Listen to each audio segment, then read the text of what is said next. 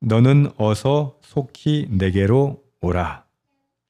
너는 누굽니까? 디모데죠. 디모데는 지금 어디 있어요? 에베소에 있어요. 그러니까 로마가 그 뭐 장화같이 생겼잖아요. 그 옆에 그리스가 있는 거죠. 그리고 에베소는 그리스를 지나서 건너편에 있는 터키 지역을 말하는 거예요. 터키 지역. 꽤 먼 곳에 있어요. 근데 사도 바울이 너는 어서 속히 내게 오라 라고 이야기해요.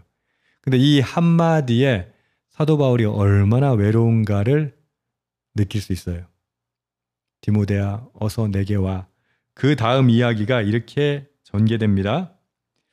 데마는 이 세상을 사랑하여 나를 버리고 데살로니가로 갔고, 골로새서하고 빌레몬서에 보면은 바울이 감옥에 갇혔을 때 데마하고 누가 그런 다른 동역자와 함께 그 거론되는 인물이 데마예요. 같이 동역했던 사람인데 10절에 보면 이 세상을 사랑하여 나를 버리고 데살로니가로 갔다고 나와요. 여러분 사역 열심히 하다가도요. 이 세상으로 전향할 수가 있어요. 사도 바울이 수많은 외로움 가운데 또 이 뒤에 보면은 사도 바울을 괴롭혔던 사람들도 있거든요. 근데 사도 바울의 가슴을 가장 아프게 했던 사람이 데마가 아니겠나 싶어요. 여러분 예수 믿으면 떡도 안 나오고 밥도 안 나와요. 그러다 보면 사람이 시험에 들게 돼요. 데마가 그런 시험을 들었던 것 같아요. 세상을 사랑하여 하나님을 사랑하다가 지치고 고난을 당하고 환난을 겪으면요. 아, 이 길이 아닌가 보다 하는 의심이 들 때가 있어요. 우리도 그럴 때 있지 않나요? 이거 아닌 거 아니야? 라는 생각 들 때 있지 않나요? 사도 바울은 데마에 대해서 다시 이렇게 얘기합니다. 나를 버리고 데살로니가로 갔고, 사도 바울은 버림을 당했어요. 근데 그게 어떤 사역적인 어떤 헤어짐이라면 그래도 가슴이 덜 아플 텐데 그토록 사도 바울과 함께 사역할 정도면 엄청난 사람 아닙니까? 그런데 세상을 사랑해서 사도 바울을 떠났다는 거예요.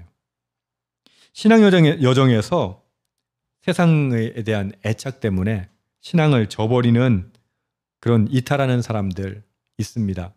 참 가슴 아픈 일이죠. 처음부터 아예 안 믿었으면 가슴이 덜 아플 텐데 그렇게 믿다가도 어느 순간 세상이 더 좋아서 우리는 인간의 육신을 입고 있기 때문에 당연히 세상 게 더 좋을 수밖에 없어요. 세상 걸 따를 수밖에 없어요. 추구할 수밖에 없어요. 근데 저는 오늘 여러분을 축복합니다. 데마같이 안 되기를 축복합니다. 고난이 있어도 시련이 있어도 문제가 있어도 어려움이 있어도 하나님 끝까지 붙들 수 있는 그런 믿음이 있기를 바랍니다. 그 외에도 그리스계와 디도, 데마처럼 같은 사람은 아니에요. 그렇게 사역으로 가게 떠나는 겁니다. 11절에 보면 누가만 나와 함께 있느니라 라고 이야기하고 있어요. 그러면서 내가 올 때 마가를 데리고 오라. 그가 나의 일에 유익하니라. 모두가 떠났어요. 12절에도 보면 두기고는 에베소로 보내었노라.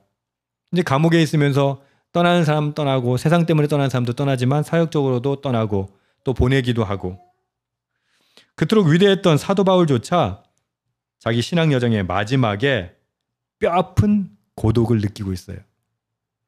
배신감을 경험하고 있어요. 여러분 예수 믿으면서 외로움을 느끼는 게 이상한 게 아니에요. 사도 바울도 그랬는데 우리가 예수 믿으면서 외로움 때문에 고통스러워한다고요? 이 잘못된 거라고 생각한다고요? 아니요. 적어도 우리는 이런 배신은 안 당하잖아요. 그런데 사도 바울이 가지고 있는 그 배신의 강도는 더 강력해요. 뭐라고 하냐면 14절을 보십시오.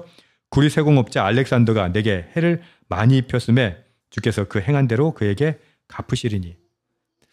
아마 지금 사도 바울이 감옥에 투옥돼서 이제 곧 사형을 당할 텐데 이 사건에 대한 문제가 아마 알렉산더가 고발한 것 때문이 아니었을까 학자들은 생각합니다.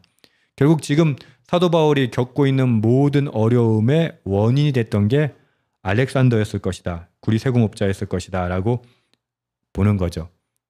여러분 적어도 우리는 그런 모함을 당하진 않잖아요. 신앙의 위대한 사도 바울조차 모함을 당하고 고통스럽고 외롭고 오죽 외로웠으면 뭐라고 시작한다고요? 너는 어서 속히 내게 오라. 또 누구 데려와라? 마가도 데려와라. 마가에 대해서는 참 의미 있는 이 표현인데요.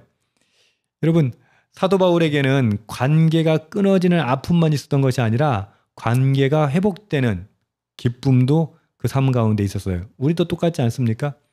어떨 때는 그 관계 헤어짐 때문에 가슴 아파야 하지만 하나님께서 또 새로운 만남을 허락하기도 하시죠. 마가는 어떤 사람이에요?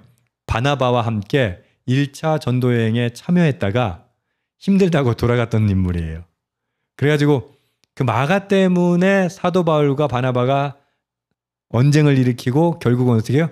서로 헤어져서 사역을 하게 되는 그런 중심 인물인데 마지막에 세월이 흘러서 사도 바울은 그가 나의 일에 유익하다라고 평가합니다. 그리고 그를 다시 찾고 있어요. 예, 사역자는요 좀 깨질 수 있어요. 헤어질 수 있어요. 그러나 하나님의 뜻대로 달려가면요 다시 회복하게 되는 것이죠. 그렇습니다. 관계는 깨질 수도 있고 회복될 수도 있어요. 저와 여러분의 삶 가운데서도 여전히 우리는 관계 때문에 힘들어할 거예요. 여러분 돈 때문에 힘든 거 힘들죠. 건강 때문에 힘든 거 아주 힘들죠. 근데 사람을 제일 힘들게 한 게 뭔지 아세요? 관계예요. 돈 떨어졌는데 관계까지 떨어지는 거거든요. 건강 때문에 관계가 떨어지는 거거든요. 결국 내가 아무리 아프고 힘들고 고통스러워도 나를 지지하는 사람, 나와 함께하는 사람이 있다면 그 사람은 버티고 견뎌낼 수 있는 거죠. 사도 바울은 이렇게 이야기합니다. 너가 빨리 오기를 바라는데 디모데에게 그리고 그냥 올 때에 드로와 가보의 집에 둔 겉옷을 좀 가지고 와라 라고 얘기해요. 그 다음에 또 책은 특별히 가죽 종이에 쓴 것을 가져오라. 이 가죽 종이에 썼다는 말은 일반 그 파피루스가 아니라 가죽 종이에 썼다는 걸 봐서는 아마 구약 성경이 아니겠는가라고 생각되는데 여기 보면 겉옷을 가지고 오라라고 얘기해요. 순교를 앞둔 영적 거장이 지금 추워가지고 그러니까 보세요.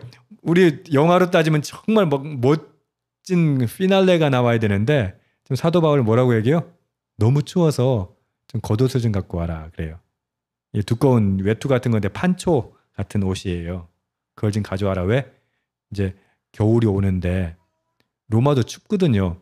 저희 로마 여행 갔을 때 그 1월 달에 갔었는데 로마 바티칸 가는데 새벽부터 줄 서 있어야 돼요. 근데 얼마나 추운지 몰라. 그러니까 아니 현대도 우리가 이렇게 막 파카나 이런 거 되게 좋은 옷 입고 있어도 막 추운데 그 감옥에 무슨 난방이 됩니까? 뭐가 됩니까? 그렇게 감옥에 갇혀 있는 사도 바울이 지금 당장 두려워하는 게 뭐라고요? 지금 추위예요, 추위. 그 영적인 거인이 사도 바울이 그렇게 대단한 일을 했지만 그의 현실적인 고민은 뭐예요? 겨울 추위가 오는 거예요.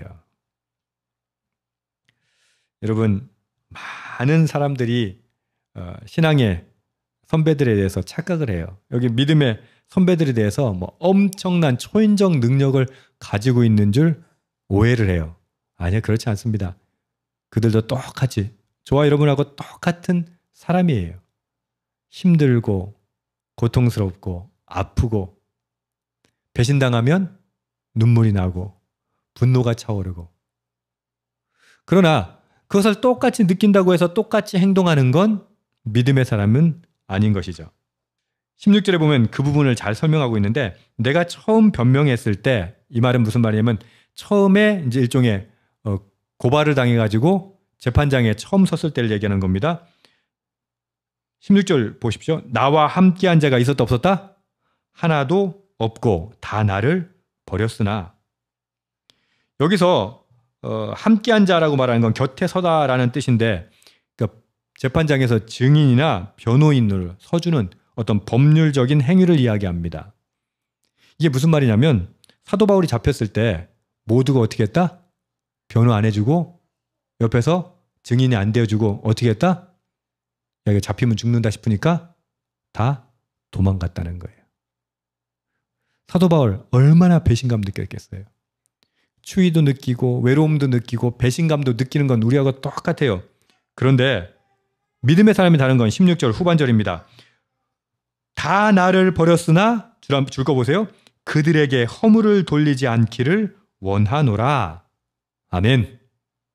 예, 똑같이 어려워요. 똑같이 힘들어요. 똑같이 괴롭고 외롭고 슬프고 배신감에 치를 떨어요. 사도 바울이라고 안 그런 거 아니에요. 그러나 그는 그들에게 허물을 돌리지 않기를 원한다라고 이야기합니다. 왜요? 그게 바로 17절부터 나오는 거예요. 주께서 내 곁에 서서 줄거놓으세요. 주께서 내 곁에 서서 나에게 힘을 주심은. 가장 외롭고 약한 순간 주님께서 친히 곁에 서서 부어주시는 신적인 능력을 사도 바울은 지금 경험하고 있는 겁니다. 진정한 힘은 환경이나 사람에게서 오는 것이 아니라 가장 깊은 고립 속에서 경험하는 하나님의 임재로부터 오는 거예요. 여러분, 그러니까 우리가 시험을 당할 때, 어려움을 당할 때, 눈물 날 때, 고통스러울 때, 그때가 하나님을 만날 수 있는 때라고 하는 거예요. 다시 17절 읽어드립니다. 주께서 내 곁에 서서 나에게 힘을 주심은 나로 말미암아 선포된 말씀이 온전히 전파되어 모든 이방인이 듣게 하려 하심이니 내가 사자의 입에서 건짐을 받았느니라. 사도 바울의 인생이 어땠습니까? 계속 사자의 입에서 건짐받는 인생 아니었습니까? 18절도 또 보십시오. 주께서 똑같이 얘기해요. 나를 모든 악한 일에서 건져내시고 또 그의 천국에 들어가도록 구원하시리니 그에게 영광이 세세 무궁토록 있을지어다. 사람에게 허물을 돌리지 않는 이유는 무엇입니까? 그 고난을 통해서 하나님 나에게 구원의 능력을 부어주시기 때문이에요. 여러분, 시련이 있을 때, 아픔이 있을 때, 사람 때문에 배신당했을 때, 사람 때문에 고통스러울 때 그 사람 보고 이갈지 마세요. 오히려 사도 바울이 말하는 것처럼 허물을 돌리지 마십시오. 그랬을 때 하나님께서 우리와 함께 하시는 것, 주께서 우리에게 힘을 주신다는 것 경험할 수 있게 될 것입니다. 21절 보십시오. 너는 겨울 전에 어서 오라. 이렇게 얘기합니다. 겨울이 되면 배가 움직이는 게 힘들어져요. 그러니까 외투를 들고 양피지에 쓴 성경책을 들고 어서 좀 빨리 와라 라고 이야기합니다. 그리고 마지막으로 이렇게 이야기합니다. 나는 주께서 내 심령에 함께 계시기를 바라노니. 마지막이거든요. 이제 마지막 맺은 말이거든요. 이제 곧 죽을 수도 있는 사람이 하는 말이에요. 주께서 내 심령에 함께 계시기를 바라노니 은혜가 너희와 함께 있을지어다.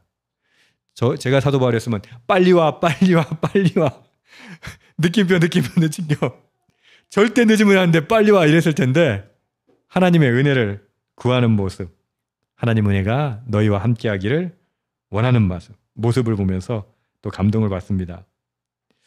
사도 바울은 버려졌지만 용서했고 현실적인 필요를 느꼈지만 사명을 놓치지 않았습니다. 모든 이가 떠난 자리에서 반대로 가장 강력한 주님의 임재를 경험한 사람입니다. 저와 여러분이 그런 은혜가 있기를 축복합니다. 어쩌면 우리가 겪는 가장 깊은 외로움과 고립의 순간이 가장 강력한 하나님의 임재와 능력을 경험할 수 있는 가장 특별한 기회가 아닌가 생각해 볼 수 있기를 소망합니다. 아멘.